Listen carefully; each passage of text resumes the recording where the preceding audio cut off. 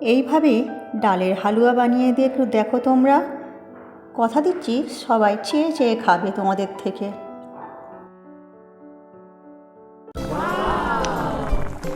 Let's go. Oh my god. Hello, friend. Aha! Aha. Yes.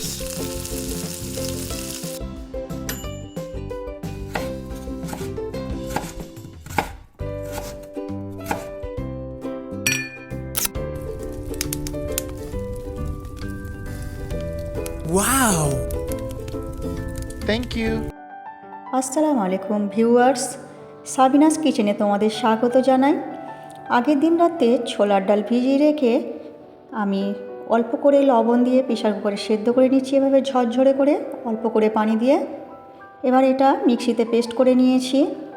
একটি কড়াই চুলায় বসিয়ে ভালো করে গরম করে অল্প আঁচে 4 চামচ গা ঘি দিয়ে আমি পেস্ট করা ছোলার ডালগুলো আমি ভালো করে ভেজে নেব।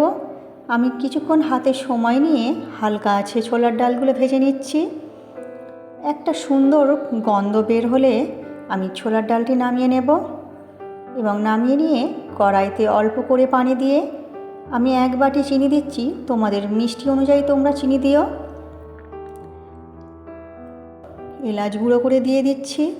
দিয়ে চিনি ভালো করে গুলে গেলে দিয়ে আমি কিশমিশ দেব।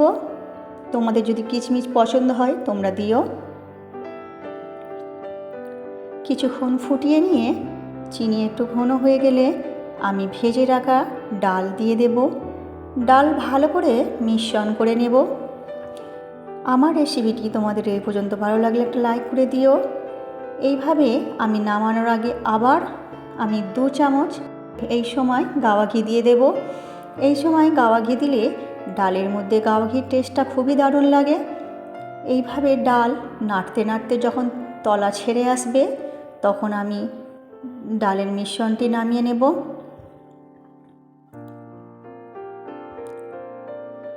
আমার রেসিপিটি তোমাদের ভালো লাগলে কমেন্ট করে জানিও এবং তোমার বন্ধুবান্ধবের মাঝে শেয়ার করে দিও।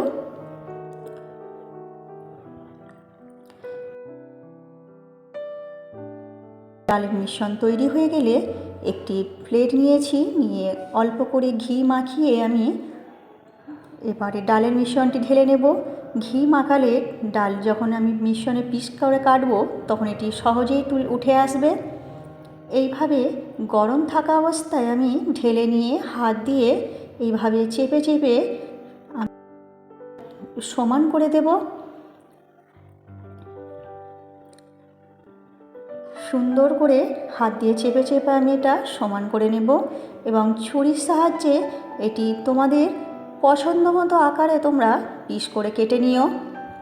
আমার রেসিপিটি তোমাদের এই পর্যন্ত ভালো লাগলে তোমরা সাবস্ক্রাইব করে পাশে থেকো এবং পরবর্তী রেসিপি তোমরা কী পেতে চাও আমাকে কমেন্ট করে জানিও। এবার তোমাদের পছন্দ মতো ড্রাই ফ্রুট দিয়ে তোমরা সাজিয়ে নিও। আমি কাজু বাদাম দিয়ে আমি বরফিগুলো সাজিয়ে নিচ্ছি সুন্দর করে এবং ছুরির সাহায্যে তোমাদের পিস করে তুলে দেখাচ্ছি। আমার রেসিপিটি তোমাদের শেষ পর্যন্ত দেখার জন্য অনেক অনেক ধন্যবাদ।